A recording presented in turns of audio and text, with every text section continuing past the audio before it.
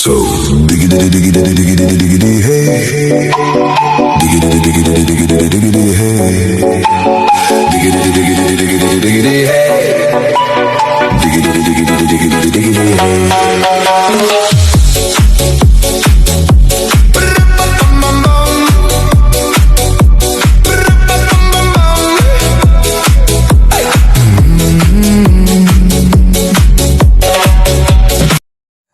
Assalamualaikum warahmatullahi wabarakatuh. Selamat malam semua teman-teman. Pertama-tama saya ucapkan terima kasih terkhusus buat teman-teman kelas 17 Magister Manajemen Inovasi beserta manajer kelas dan dosen pengampu Ibu Profesor Dr. Sri Rahayu SPD ME, selalu dalam lindungan Allah Subhanahu wa taala. Amin.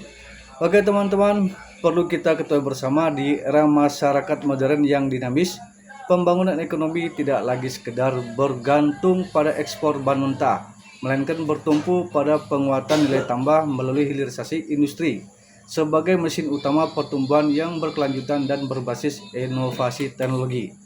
Oleh karena itu, maka menarik menurut saya mengangkat topik hilirisasi industri dan pertumbuhan ekonomi dengan tema utama peran ekonomi, pembangunan, dan inovasi teknologi dalam menjawab tantangan masyarakat modern. Tapi sebelum kita masuk ke materi terlebih dahulu, izinkan saya memperkenalkan diri. Nama saya Muhammad Arif, NIM 25201529, program studi Magister Manajemen Inovasi, mata kuliah Ekonomi Pembangunan dan Inovasi Teknologi. Dan dosen pengampunya adalah Profesor Dr. Sri Rahayu, SPD ME. Kita langsung masuk ke pembahasannya teman-teman ya. Poin latar belakang masalah seperti pada slide latar belakang urgensi hilirisasi industri. Transformasi paradigma yang pertama, transformasi paradigma menggeser ketergantungan ekonomi dari ekspor bahan mentah ke produk bernilai tambah tinggi guna memperkuat daya saing bangsa.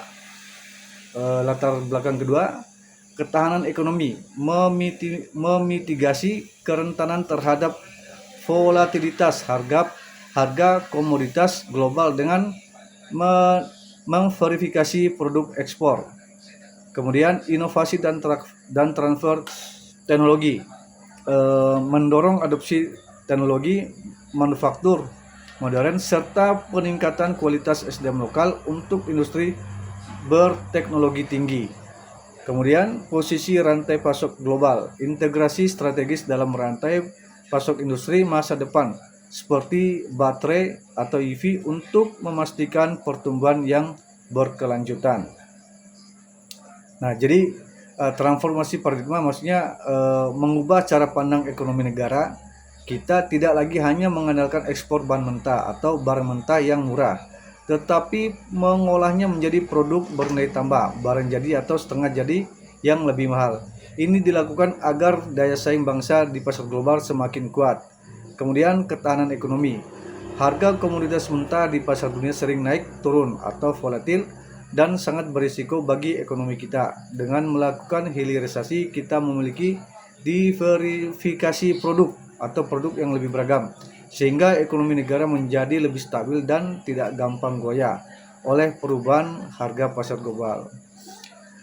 Kemudian maksud daripada inovasi dan transfer teknologi tadi, hilirisasi memaksa industri untuk menggunakan teknologi manufaktur modern yang canggih. Proses ini sekaligus menjadi sarana transfer ilmu bagi sumber daya manusia lokal agar mampu mengoperasikan teknologi tinggi sehingga kualitas tenaga kerja kita juga ikut meningkat. Poin terakhir, posisi rantai pasok global yang dimaksud adalah dengan mengolah bahan mentah menjadi produk jadi, kita bisa masuk ke rantai produk industri dunia yang strategis dan penting, seperti bahan baku baterai kendaraan listrik. Hal ini memastikan bahwa pertumbuhan ekonomi kita dapat terus berlanjut di masa depan. Oke teman-teman, kita masuk ke poin kajian teori beberapa ahli ya. Jadi di sini ada dua kajian teori. Yang pertama, hipotesis Prebisch-Zenger. Jadi teori ini menyatakan bahwa harga komoditas mentah cenderung menurun secara jangka panjang dibandingkan barang manufaktur. Hilirisasi memutus ketergantungan ini dengan mengubah bahan mentah menjadi produk jadi sehingga negara dapat menikmati margin keuntungan yang lebih tinggi dan stabil. Nah, kemudian menurut teori yang kedua, Hirschman's Landscape Theory. Di sini menjelaskan pentingnya backward linkage menciptakan permintaan bagi pemasok lokal dan forward linkage menyediakan bahan baku untuk industri lanjutan. Hilirisasi membentuk ekosistem industri yang saling terkait menciptakan efek pengganda ekonomi yang kuat. Nah, jadi kesimpulan dari kedua teori di atas adalah mengubah ketergantungan dari sektor primer atau bahan mentah menuju sektor manufaktur yang memiliki produktivitas lebih tinggi adalah kunci utama untuk mencapai pertumbuhan ekonomi jangka panjang yang berkelanjutan, dan hilirisasi memutus siklus jebakan komoditas dengan cara menangkap nilai ekonomi yang lebih besar di dalam negeri sehingga memperkuat posisi tawar negara dalam rantai pasok global dan meningkatkan daya saing industri nasional secara keseluruhan. Kita lanjut ke pembahasan selanjutnya, yaitu analisis dan pembahasan. Nah, terdapat pada slide korelasi teori dan kondisi nyata. Landasan teoritisnya yaitu teori pertumbuhan neoklasik menekankan peran kapital, tenaga kerja, dan teknologi eksogen dalam stabilitas ekonomi jangka panjang, atau ekonomi digital transformasi di mana internet menjadi katalisator kolaborasi dan efisiensi operasional. Kemudian realitas di Indonesia, akselerasi digital di Indonesia membuktikan bahwa teknologi bukan lagi faktor eksternal melainkan inti dari strategi ketahanan ekonomi, dan menunjukkan infrastruktur digital kini serta dengan model fisik dalam memicu pertumbuhan PDB nasional. Jadi yang dimaksud di sini slide pertama itu teknologi digital kini telah bertransformasi dari sekedar faktor pendukung eksternal menjadi strategi ekonomi yang peranannya setara dengan modal fisik dalam mendorong pertumbuhan ekonomi nasional Indonesia. Kemudian contoh kasus, ini ada slide-nya, contoh kasus digitalisasi UMKM. Di sini ditulis digitalisasi UMKM dan e-commerce. Yang pertama, Indonesia memimpin ekonomi digital ASEAN dengan market share 40%. Kemudian penerapan sistem KRIS di pasar tradisional meningkatkan transparansi transaksi. Kemudian GMV atau Gross Merchandise Value mencapai 77 miliar US dollar pada tahun 2022. Kemudian efisiensi biaya logistik turun sebesar 15 sampai 20% melalui platform agregator digital. Nah, jadi maksud di sini adalah digitalisasi telah memperkuat posisi Indonesia sebagai pemimpin ekonomi digital di ASEAN dengan kontribusi nyata berupa peningkatan transparansi transaksi melalui KRIS dan pencapaian GMV sebesar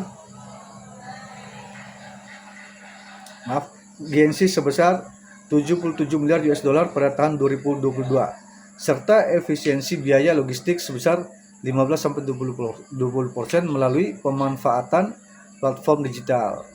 Kemudian masuk ke slide berikutnya, dampak ekonomi, sosial, dan teknologi.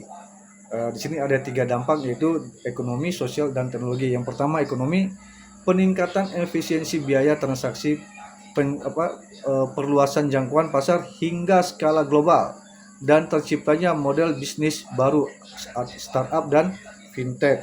Kemudian dampak sosialnya adalah inklusi keuangan bagi masyarakat non berkabel, perubahan pola konsumsi masyarakat, serta tantangan kesenjangan literasi digital. Kemudian dampak daripada teknologinya adalah adopsi AI dan cloud computing untuk skalabilitas, tantangan keamanan dan data cyber security, serta pengembangan infrastruktur IoT. Jadi saya perjelas lagi, dampak ekonominya mendorong efisiensi biaya transaksi, memperluas akses pasar hingga skala global, serta memicu kemunculan modal bisnis inovatif seperti startup dan fintech. Nah, dampak sosialnya adalah meningkatkan inklusi keuangan bagi masyarakat non bankable dan mengubah pola konsumsi, namun tetap dihadapkan pada tantangan kesenjangan literasi digital. Kemudian dampak teknologi adalah mendorong adopsi AI dan cloud computing untuk skalabilitas serta pengembangan infrastruktur IoT yang juga membawa tantangan baru dalam keamanan data atau cyber security. Kemudian kita masuk ke slide berikutnya adalah tren ekonomi digital Indonesia. Ini termasuk hasil analisis. Jadi grafik pada gambar ini menunjukkan tren pertumbuhan eksponensial ekonomi digital Indonesia yang diukur melalui gross merchandise value atau GMV. Nilai ini diproyeksikan terus meningkat signifikan dari 40 miliar US dollar pada tahun 2019 hingga diperkirakan mencapai 130 miliar dolar pada tahun 2025. Kemudian kita masuk ke poin kesimpulan dan rekomendasi. Yang pertama, kesimpulan hasil analisis. Ini sesuai pada slide-nya. Kesimpulan analisis ekonomi digital Indonesia. Yang pertama, transformasi struktural. Ekonomi digital telah bertransformasi dari faktor pendukung menjadi pilar utama pertumbuhan yang setara dengan modal fisik. Kemudian yang kedua, kepemimpinan regional. Indonesia memimpin pasar digital ASEAN dengan proyeksi pertumbuhan eksponensial mencapai 130 miliar dolar GMV pada tahun 2025. Yang berikutnya, efisiensi operasional. Digitalisasi UMKM terbukti nyata meningkatkan efisiensi biaya logistik sampai 20% dan transparansi transaksi melalui sistem KRIS. Selanjutnya, dampak multidimensi, yaitu memberikan kontribusi luas terhadap perluasan pasar global, inklusi keuangan dan percepatan adopsi teknologi canggih serta AI dan IoT.